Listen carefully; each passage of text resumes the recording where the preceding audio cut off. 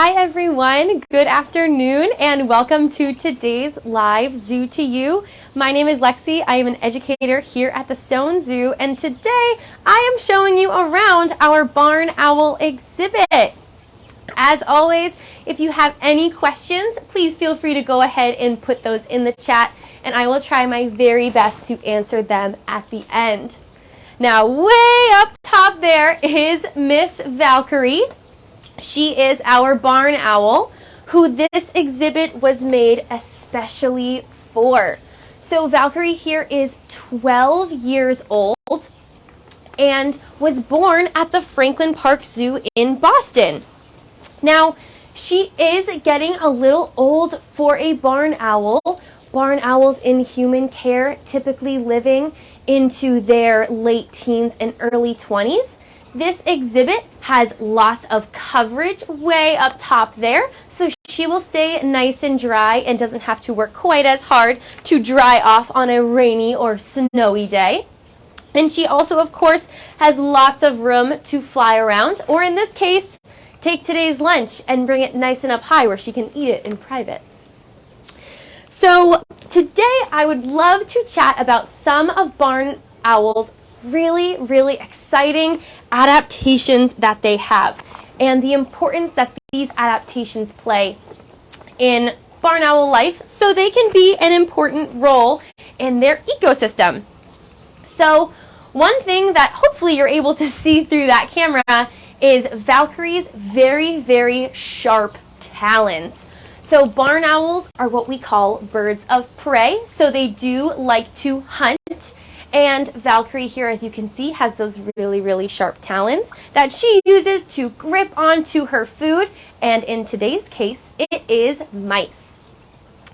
Paired along with that, she also has a really sharp beak that she will use to tear apart any prey that she might be eating. Barn owls out in the wild will use these two things, those really sharp talons and that really sharp beak, to swoop down and catch prey and bring it somewhere else where they can devour it. Now you may notice her beautiful wings as well. These wings help her to camouflage into her surroundings, which helps keep her nice and safe. But one of my favorite things about her feathers is that on the edges of them, or the ends, they are covered in fringes, or the edges are fringed. So this helps them to be almost completely silent as they fly. Now this is really important for barn owls because they are creatures of the night. They are awake at night, and so when they are swooping down, they are sneaking up on their prey in the quiet of the night, and it helps them to hunt even better. Now, the last adaptation I want to talk about is a 2-for-1. It's a 2-for-1 deal, and it's my favorite thing about them. So, barn owls, maybe if Valkyrie finishes up that mouth and shows you, she has really big, beautiful eyes, really big eyes. Now, barn owl eyeballs are fixed in their sockets or fixed in their heads, meaning they cannot move their eyeballs from side to side. So if you look at me, if I were a barn owl, I could not move my eyes side to side like this. If I were a barn owl and I wanted to see something that was over there, I would have to turn my entire head to see what was over there. So that is why they have to turn their head so far around. Now, maybe you're at home, you're thinking, well, of course, barn owls can turn their heads 360 degrees all the way around. I'm here to tell you that that is a myth. They can turn their heads almost 360 degrees, but rather 270. So that's about 3/4 of the way around. Now, all of these things work in harmony together for barn owls to be really helpful to their ecosystem. Barn owls are what we call a keystone species.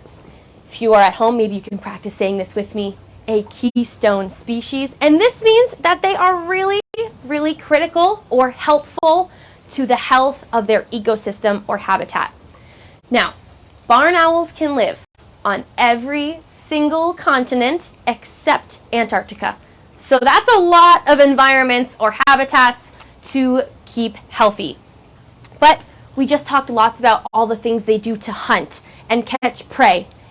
And she's eating mice, which you probably guessed it means she's a carnivore and eats lots and lots of mice and rats.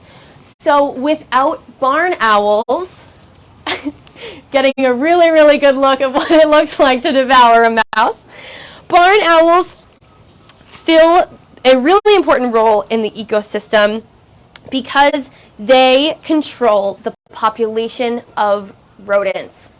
So there would be a whole lot more rodents if we did not have animals like barn owls to thank.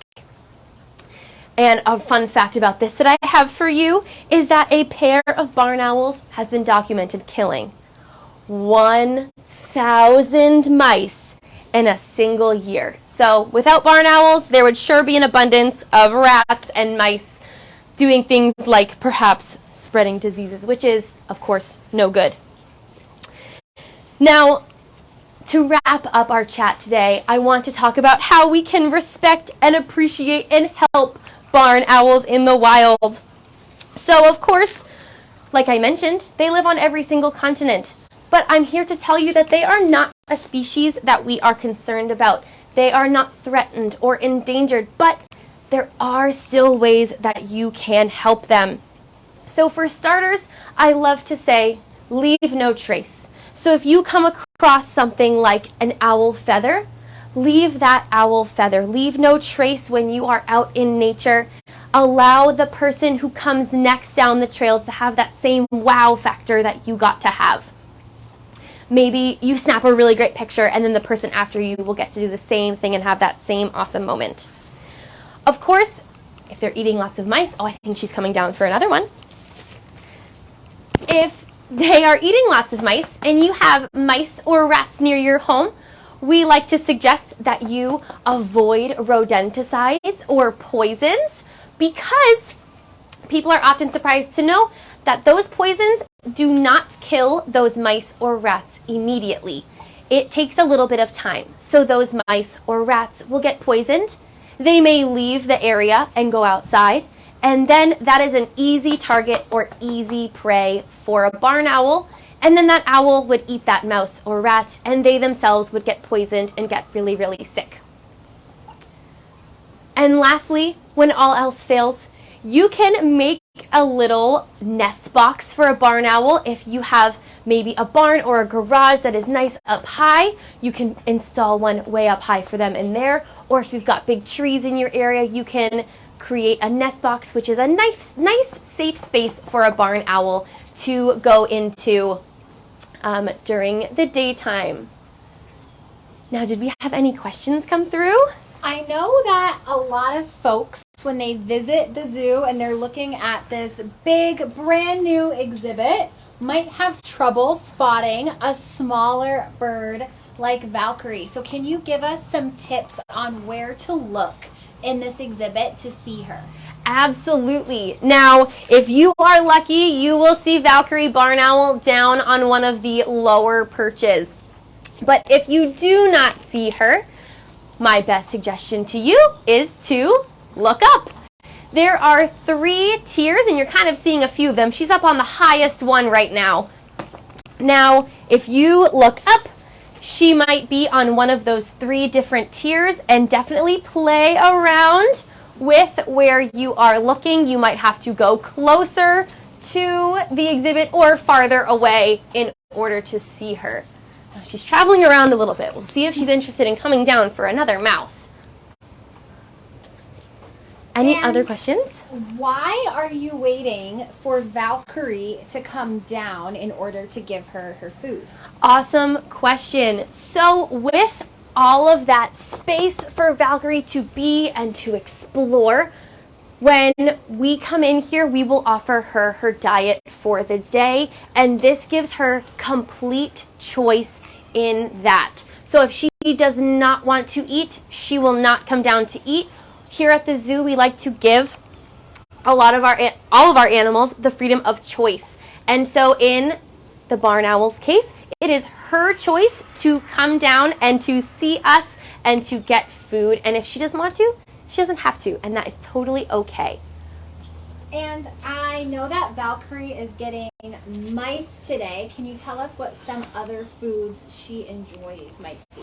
Absolutely. So some other foods that Valkyrie enjoys, I will say, I think that mice are her favorite, but she will also get ground up meat, kind of in like smaller raw meatballs that she also really does enjoy. And kind of going along that, a typical question that I get here at the zoo is she interested in, say, a chipmunk or something that may come into her exhibit?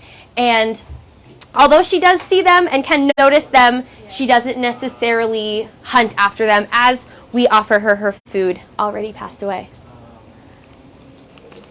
Alrighty, well, thank you all so much for tuning in to today's Zoo to You. Please be sure to come by and visit Valkyrie the Barn Owl here in person. Bye!